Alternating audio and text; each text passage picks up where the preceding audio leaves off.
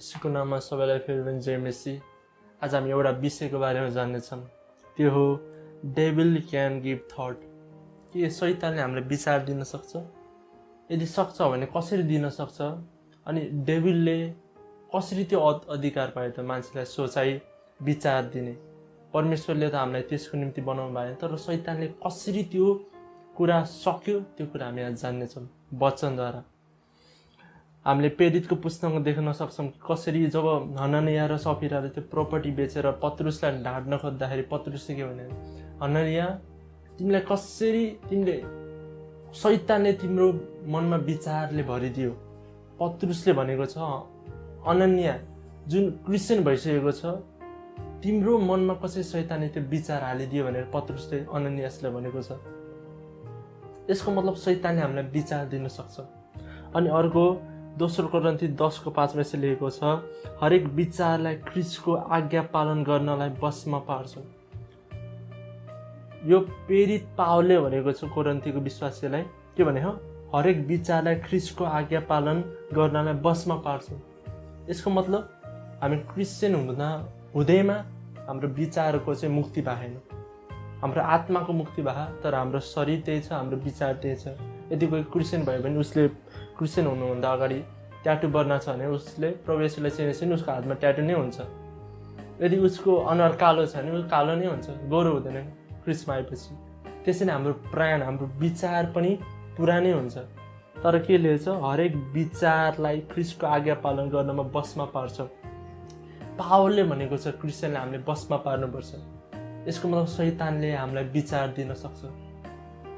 अनि मत्ती 6:25देखि 34 मा यसो लेख्छ, टेक नो थट, विचार नलिउ कि के खाने के लाउने भनेर।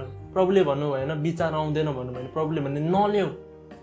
जसरी हाम्रो त्यहाँ बाटोमा कपडा बेच्ने मान्छे आउँछ, तरकारी बेच्ने मान्छे आउँछ, तर हामीले लिँदैनौँ। त्यसरी नै प्रभुले के भन्नुभयो, टेक नो थट भनेपछि विचार नल्याउ। प्रभुले आउँदैन भन्नु भएन विचार, शैतानले दिँदैन भन्नु, उहाँले के भने विचार नल्याउ, टेक नो थट। ओके, हामीले यहाँबाट बुझ्न सक्छौँ कि इभन हामीले हेऱ्यो भने प्रभु येशूलाई पनि शैतानले के गरे, पुरा संसारको वैभव देखाए।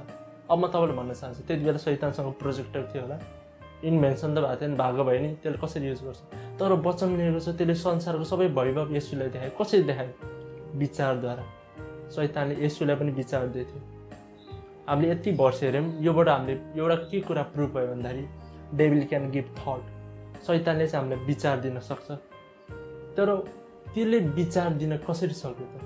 कहाँबाट यो कुरा सुरुवात भयो? अब हामी त्यो कुरा जान्नेछौँ, कसरी शैतानले हामीलाई विचारमा टेम्प्ट गर्न सक्यो, कसरी त्यसले हामीले इमेजिनेसन दिन सक्छ, विचार दिन सक्छ। ल, सुरुमा त्योभन्दा अगाडि हामी जान्नेछौँ gifts of the Holy Spirit. पवित्र आत्माको 9वटा वरदानमध्ये एउटा वरदान छ।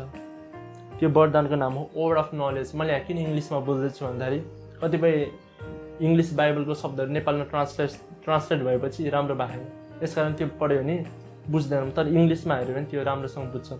के लेखेछ? 1 कोरिन्थी 12:8 मा, for to one is given by the spirit the word of wisdom, to another the word of knowledge. ध्यान दिएर सुन है, वर्ड अफ के? Knowledge, by the same spirit. अब यो वरदान कसरी काम गर्छ म हजुरलाई एकछिन भन्न चाहन्छु। यो वर्ड अफ नलेज है, राम्रोसँगै यो वरदानको नाम याद राख्नुहोस्। अहिले यो किन मैले यो याद राख्नु भएन, अहिले थाहा हुन्छ। द वर्ड अफ नलेज, यो वरदान चाहिँ कसरी काम गर्छ भन्दाखेरि यदि कोही प्रचारक या पास्टर या प्रोफेट जसैको होस् प्रभुको जन प्रिच गर्न लाग्दाखेरि जब के हुन्छ, प्रभुले एउटा विचार दिनुहुन्छ। कसरी विचार भन्दाखेरि कसैको नाम दिनुहुन्छ। अनि पुलपिटबाट पास्टर बाले भन्नुहुन्छ, ल यो छोरीलाई प्रभुले निको पार्दै हुनुहुन्छ, यो छोरीको घरमा आशिष आउँदैछ, अनि दुष्ट आत्माको काम बन्द हुँदैछ। यो वरदान चाहिँ कसरी काम हुन्छ भन्दाखेरि प्रभुले हामीलाई थट दिनुहुन्छ। कहिले नसोचेको थट प्रभुले हाम्रो माइन्डमा हालिदिनुहुन्छ। अनि जब हामीले त्यो थट बोल्छौँ नि, अनि त्यो ठ्याक्कै हुन्छ। यो चाहिँ वर्ड अफ नलेज यसरी काम गर्छ। कसरी काम गर्छ? प्रभुले हामीलाई थट दिनुहुन्छ, त्यो थट दिएर यो वरदान अपरेट हुन्छ। ल हेरौँ है, उत्पत्तिको पुस्तकमा आदम र हव्वाले फल खानुभन्दा अगाडि शैतान कसरी सर्पको रूपमा आयो। शैतानले त्यति बेला विचार हाले होइन, के गर्यो, डाइरेक्ट आएर बोलेको छ आदम र हव्वासँग। उनीहरूले शैतानले त्यति बेला उनीहरूलाई थट हालेन, तर त्यति बेला शैतानको मान्छेमाथि कुनै थटमा एक्सेस थिएन, त्यससँग लिगल राइट्स थिएन, त्यससँग अधिकार थिएन थटमा। त्यसकारण शैतान चाहिँ आदम र हव्वासँग बोल्दाखेरि सिधै आउनु पऱ्यो, डाइरेक्टली आउनु पऱ्यो, उनीहरूकै अगाडि आउनु पऱ्यो सर्पको बेसमा उनीहरूसँग बोल्नलाई। त्यति बेला चाहिँ शैतानले थट दिन सक्दैन, यसकारण डाइरेक्ट आउनु पऱ्यो। है यो चाहिँ फल खानुभन्दा अगाडि। ल गड सेड टु एडम, परमेश्वरले आदमलाई भन्नुभयो, के भन्नुभयो?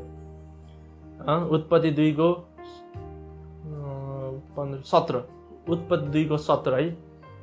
तर असल र खराबको ज्ञान दिने रुखको फल चाहिँ नखानु, किनभने जुन दिन तैँले त्यो खान्छस् त निश्चय नै मर्नेछस्। असल र खराबको ज्ञान, मैले अघि नै पवित्र आत्माको वरदान के भने वर्ड अफ नलेज। अब यो रुखको नाम के हो कि थाहा? The tree of knowledge of good and evil. यो रुखको नाम हो tree of knowledge of good and evil. प्रभुले के भन्न थाल्नुभयो?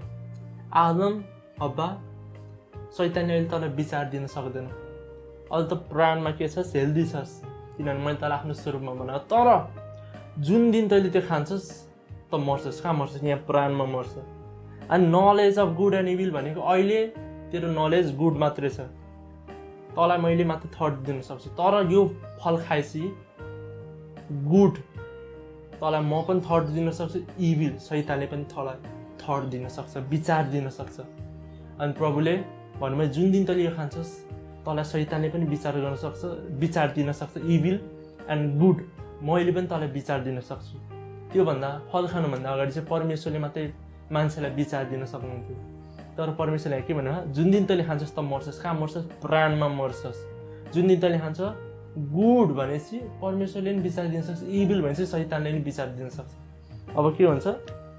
रिसिभ हुन्छ, उनीहरूले खान्छ, खाएपछि के हुन्छ? शैतान त्यसपछि होइन कहिले पनि मान्छेसँग डाइरेक्ट आएर बोले के गरे? थर्ड प्लान गरे। कसरी अधिकार पायो त्यो फल खाएपछि? त्यो फलको नाम के हो? Knowledge of good and evil. मैले अघि के भने वर्ड अफ नलेज कसरी काम गर्छ? पवित्र आत्माको वरदान विचारबाट। अनि जब यो फल खायो शैतानले कसरी बोल्छ मान्छेसँग? विचारद्वारा। अहिले शैतान आफै आउँदैन, फ्लेसमा आउँदैन, यत्रो सिङ भागम्सुस आउँदैन। त्यसले के गर्छ? स्पिरिचुअल वारफेयर भनेको के हो? कहाँ हुन्छ माइन्ड ब्याटल? यहाँ हुन्छ स्पिरिचुअल वारफेयर।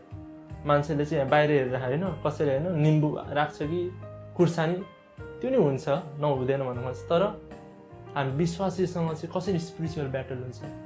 यहाँ थट दिन्छ। शैतानले अब मान्छेमाथि अधिकार पायो, थट पायो, अब कसरी जित्ने त? अब त उपाय पनि छ है। बाइबलमा कुनै पनि रोग छैन जसको उपाय छैन।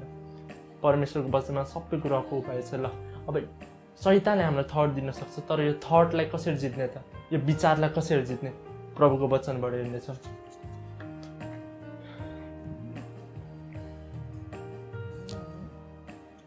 पहिलो पत्रुस 1:9 लेख्छ, receiving the end of your faith the salvation of your the salvation of your soul. भनेपछि यसले के भने? एक दिन प्रभु आउनुहुन्छ, त्यति बेला चाहिँ हामीले प्राणको पनि उद्धार पाउँछौँ। अहिले चाहिँ हाम्रो आत्माको चाहिँ उद्धार भइसकेको छ। तर जब प्रभु येशू ख्रीष्ट हामीले लिन आउनुहुन्छ, या त हामी मरेकोबाट फेरि बिउताउँछौँ प्रभु येशू ख्रीष्टको आगमनमा, त्यति बेला चाहिँ यहाँ के लेख्छ? पत्रुसले के भने? Receiving the end of your faith भनेपछि हामी विश्वासको होइन सकेपछि the salvation of your soul भनेपछि हामीले प्राणको उद्धार पाउनेछ। तर त्यति बेलासम्म पृथ्वीमा हुँदाखेरि के हुन्छ? वारफेयर हुन्छ। कहाँ वारफेयर हुन्छ? यहाँ हुन्छ, माइन्डमा हुन्छ, स्पिरिचुअल वारफेयर। रोमी 12:2 अब कसरी जित्ने त अब यो थटलाई? Don't confirm to the pattern of this old but be transform by the renewing of your mind. अब हाम्रो विचारलाई जित्ने एउटा मात्र तरिका छ, यो परमेश्वरको वचनले आफ्नो मनलाई नयाँ पार्ने। यहाँ लेखेको छैन कि परिवर्तन हो अनि आफ्नो मनलाई नयाँ बना भने, यहाँ के लेख्छ? आफ्नो मनलाई नयाँ बना त्यसपछि परिवर्तन हो भन्ने लेख्छ। हामीले चाहिँ के गर्छौँ? यदि कसैले चुरोट खान्छ भने यसले चुरोट खान्छ, अरे भाइ यहाँ यो परिवर्तन भएपछि यो आफै परिवर्तन हुन्छ। यदि कसैलाई भित्र क्यान्सर छ, यदि कोही भित्रबाट रोग लाग्यो अनि त्यो बडी त्यस्तै ट्विस्ट गरेर हिँड्छ भने हामीले केलाई उपचार गर्नुपर्छ? त्यसको भित्रको रोगलाई। यहाँ प्रभुले के भन्नुभएको? बी ट्रान्सफर्म परिवर्तन हुँदै कसरी त by renewing of your mind. यहाँ विचारलाई परमेश्वरको वचनले परिवर्तन गरेर त्यसपछि सुरुमा भित्र परिवर्तन हो, त्यसपछि बाहिर। धेरैजना म देख्छु होइन प्रभुको जनहरू आफू 25 वर्षदेखि घमण्ड गरेको चाहिँ केही वास्तै छैन, तर यदि कसैले चुरोट खायो भने रक्सी खायो नि या त चुरोट खायो, तर जुन घमण्ड 25 वर्षदेखि पालेर राखेको छ त्यो चाहिँ ध्यान छैन। मान्छेले चाहिँ के सोच्छ भन्दाखेरि बाहिरको पापहरू मात्रै हेर्छ, रक्सी चुरोट, तर शैतानले कुनै बाहिरको पाप गरेन। शैतानले चाहिँ यहाँ घमण्ड गरे, विचारमा मेनिफेस्ट पनि भएन कि विचारमा सोचे म प्रभुभन्दा माथि। अनि यहाँ के लेखेको छ प्रभुको वचनमा, बी ट्रान्सफर्म, परिवर्तन हुने कसरी? By renewing of your mind. शैतानको विचारलाई जित्ने एउटा मात्रै तरिका, त्यो चाहिँ आफ्नो मनलाई दिन रात प्रभुको वचनले मनन गर्ने। प्रभुको वचनले माथि एउटा मात्रै यस्तो उपाय छ जसले हामीले माइन्डलाई रिन्यू गर्न सक्छौँ। अनि अर्को meditating and declaring the word of God, मनन गर्ने अनि डिक्लेयर गर्ने, मनमा बोल्ने मुखबाट बोल्ने, मनमा बोल्ने मुखबाट बोल्ने। यसरी चाहिँ हामीले विचारलाई जित्न सक्छौँ। ल हेरौँ है, जब प्रभु येशूलाई शैतानले थर्ड दियो, पुरा वैभव देखायो, प्रभुले के गर्नुभयो त्यति बेला? प्रभुले म त अन्य भाषा बोल्नु भएन, प्रभुले बोल्नुपर्छ। प्रभुले होइन म परमेश्वरको पुत्र हो, म यता होइन पिएमको छोरा हो, मैले यति बाइबल कलेज पढेछु। प्रभुले भन्नु भएन, प्रभुले के भन्नुभयो? लेखेको छ। शैतान तैँले आफ्नो परमेश्वरलाई मात्रै दण्डवट गर्नु। नेगेटिभ थट जुन टेम्पटेसन शैतानले हाम्रो विचारमा हाल्छ त्यसलाई जित्ने उपाय चाहिँ के भन्दाखेरि परमेश्वरको वचनलाई डिक्लेयर गर्ने। जब विचार आउँछ तपाईँलाई एक्सिडेन्ट हुन्छ कि हुँदैन, एक्सिडेन्ट हुन्छ होला भने तपाईँ राइडिङ गर्दै थियो बाइक या त कार, तपाईँले विचार ला एक्सिडेन्ट हुन्छ भने त्यति बेला बोलिहाल्ने, लेखेको छ शैतान कुनै कुराले हानि हुने छैन, लेखेको छ शैतान म तँलाई दीर्घायु जीवनले तृप्त गर्नेछु अनि आफ्नो उद्धारको दर्शन देखाउनेछु, लेखेको छ शैतान। जब तपाईँले लेखेको छ भन्नुहुन्छ त्यो थट नजन्मिँदै मर्छ। तर त्यो विचार आउँदा पनि तपाईँले परमेश्वरको वचन बोल्नु भएन भने त्यो विचारले बिस्तारै तपाईँको प्राणलाई आफ्नो कन्ट्रोलमा दिन्छ। जब प्राण कन्ट्रोलमा आउँछ त्यसपछि तपाईँले मुखले बोल्नुहुन्छ। जब तपाईँले मुखले बोल्नुहुन्छ त्यो कुरा मेनिफेस्ट हुन्छ। विचार आउँदै पनि के हुँदैन, तर जब त्यो विचारलाई तपाईँले दिन रात सोचेर बोल्नुहुन्छ नि, बोलेको कुरा चाहिँ प्रकट हुन्छ। किनभने प्रभुको वचन के लेख्छ?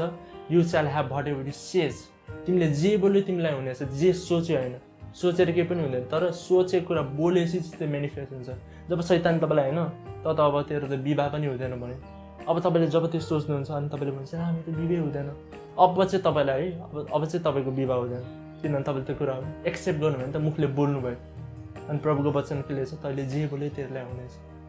तर तपाईँले त्यो विचार आउनु थियो भन्नुभयो होइन, लेखेको छ कसैलाई जोडीको अभाव हुँदैन।